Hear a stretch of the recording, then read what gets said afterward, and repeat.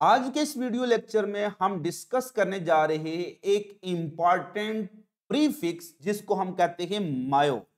हम देखेंगे बायोलॉजी में कौन कौन सी ऐसी टर्म हैं जो इस प्रीफिक्स मायो से स्टार्ट होती है।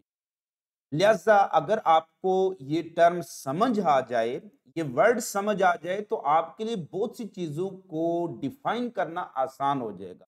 और बिलखसूस हम देखेंगे कि ये टर्म हमारी बायोलॉजी में कहां कहां पर यूज हो रही हैं।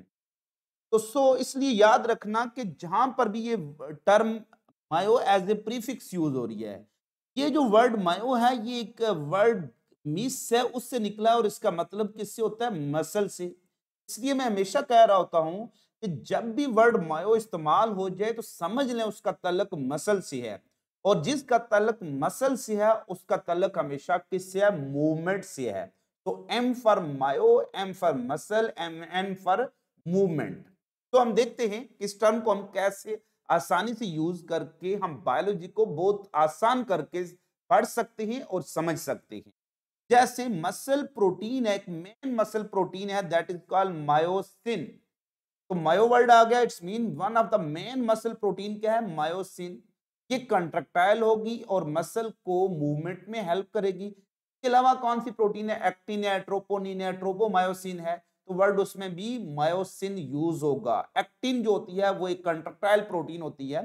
तो ज्यादातर टर्म आप देखेंगे मायो से निकल रही है। इसी तरह से मायोसाइट, जैसे प्रीवियस वीडियो में हमने देखा था कि साइट एज ए प्रीफिक्स अगर सुफिक्स यूज हो जाए, ईवाईटी साइट जो वर्ड है अगर एज ए सुफिक्स यूज होता है तो वो चीज सेल जरूर बन जाएगी। लिहाजा मैं कह सकता हूं कि ये क्या है? ये सेल है। क्लियर?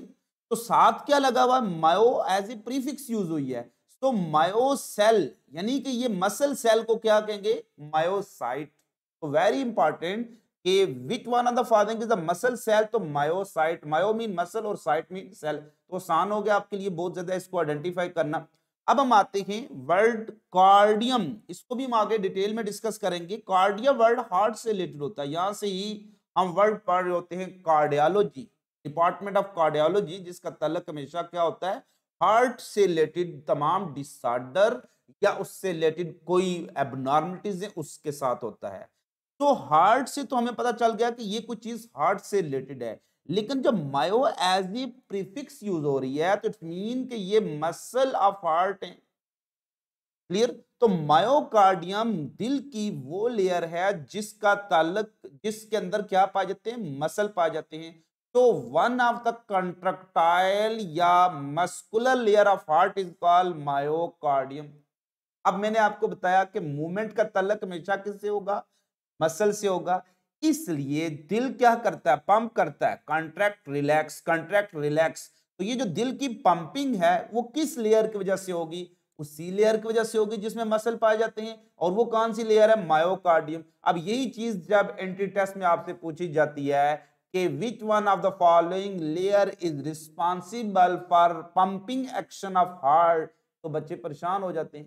तो पंपिंग एक्शन क्या है? मूवमेंट है। और इसका ताल्लुक किससे होगा? मसल। और मसल हमेशा ऑर्गन की किस लेयर पर मौजूद होते हैं? मिडल लेयर में। So middle layer of heart that contain muscle is called myocardium. So cardiac muscle कहां पाए जाएंगे? मायोकार्डियम में। नेक्स्ट, मायोमीट्रियम, ये यूट्रस से रिलेटेड लेयर है। अब यूट्रस क्या है? वो स्ट्रक्चर है जिसके अंदर hold the development of baby होती है और मेंस्ट्रुअल साइकिल में एक इंपॉर्टेंट स्ट्रक्चर है ये। अब जो मायोमीट्रियम है ये वो लेयर है जिसके अंदर मसल मौजूद है। और ये लेयर किसकी होगी? यूट्रस की होगी। अब यूट्रस की भी तीन लेयर है, इसमें कौन सी लेयर में मसल होंगे? और मसल हमेशा किस लेयर में होते हैं? मिडल लेयर में होते हैं। तो middle layer of uterus contain muscle. अब जब यूट्रस कंट्रैक्ट करेगी, रिलैक्स करेगी during the menstruation, during the labour pen, तो इन प्रोसेस के दरमियान यूट्रीन कंट्रैक्शन की भी रीजन कौन सी लेयर बनेगी? मायोमीट्रियम। तो which layer of uterus contain muscle? तो myometrium. Which layer of uterus undergo contraction and relaxation during the labour pain or during menstruation? तो ये भी कौन सी होगी? मायोमीट्रियम। चूंकि मूवमेंट जहां पर भी उनका ताल्लुक किससे होगा? वो मसल से होगा। और मसल वाली लेयर हमेशा कौन सी होगी? मिडल लेयर होगी। So which layer of uterus is contractile? तो मिडल लेयर होगी। अब वो ऑक्सीटोसिन वाला रोल आप पढ़ रहे होते हैं। जब ऑक्सीटोसिन आती है तो वो क्या करती है, यूट्रीन कंट्रैक्शन करवाती है। तो ये जो यूट्रीन कंट्रैक्शन हो रही है वो किस लेयर की वजह से हो रही है, वो मिडल लेयर की वजह से हो रही है। क्यों? क्योंकि इसमें मसल्स हैं, इसीलिए इसके साथ टर्म क्या यूज हुई है, मायो। लिहाजा ऑक्सीटोसिन का टारगेट कौन सी लेयर होगी, मायोसिन होगी, ये मायोमेट्रियम होगी। मायोग्लोबिन, आपको पता है कि जो रेड कलर गोश्त आपको रेड दिखाई देता है, ये जो रेड मीट का जो रेड कलर है किस वजह से होता है, वो एक रेड प्रोटीन है जिसको हम कहते हैं मायोग्लोबिन। तो इस मायोग्लोबिन की वजह से मसल क्या होते हैं, वो रेड कलर के होते हैं। तो वो हीमोग्लोबिन जो मसल में पाया जाएगा उसको क्या कहेंगे, मायोग्लोबिन। इसकी एक चेन होती है और हीमोग्लोबिन की 4 चेन होती हैं। ये ऑक्सीजन स्टोर कर सकता है, वो स्टोर नहीं कर सकता, इसको हम बाद में डिटेल में पढ़ेंगे। और होल दो ये जो process of development of muscle है इसको कहेंगे मायोजेनेसिस। जेनेसिस का मतलब होता है किसी चीज का पैदा होना, डेवलपमेंट होना। जैसे बहुत सी टर्म हम यूज कर रहे होते हैं जिनके साथ हम जेनेसिस यूज करते हैं, जैसे बायोजेनेसिस, ए बायोजेनेसिस। तो मायो का मतलब होता है मसल, मसल की डेवलपमेंट को हम क्या कहेंगे, मायोजेनेसिस। तो बहुत ही आसान कर दिया मैंने आपके लिए कि जब भी टर्म किसी के साथ मायो वर्ड आ जाएगा तो उसका ताल्लुक मसल से जरूर होगा। और हमारी बॉडी में 3 तरह के मसल हैं, कार्डियक, स्केलेटल और स्मूथ। स्केलेटल मसल तो आपका गोश्त है, ये तो एक्सटर्नल आपकी बॉडी में पाए जाते हैं। और बाकी स्मूथ मसल हमेशा आपको मिडल लेयर में मिलेंगे।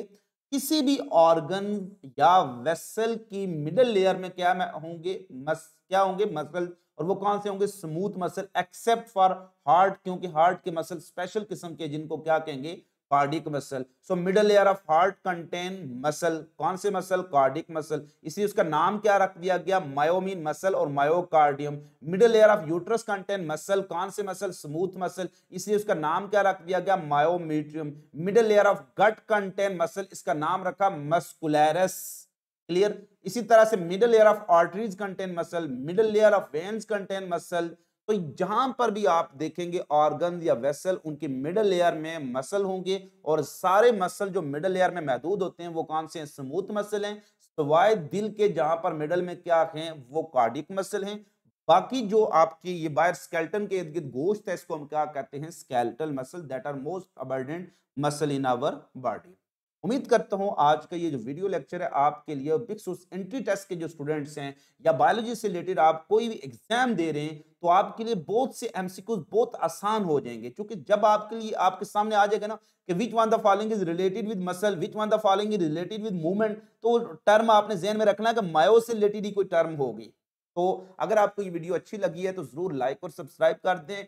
चैनल को भी सब्सक्राइब कर दें। यूट्यूब चैनल भी है, उसका लिंक मैं कमेंट में आपके साथ शेयर कर दूंगा। और इसके अलावा कमेंट सेक्शन में अगर आपको कोई भी टॉपिक समझना है, बिल्कुल मुख्तसर कोई टर्म समझनी है या किसी टर्म से रिलेटेड आपको कोई इशू है तो जरूर कमेंट सेक्शन में कमेंट किया करें। आपकी आरा का हमेशा इंतजार रहेगा। अपना बहुत ज्यादा ख्याल रखिएगा, फिर मिलेंगे चलते चलते।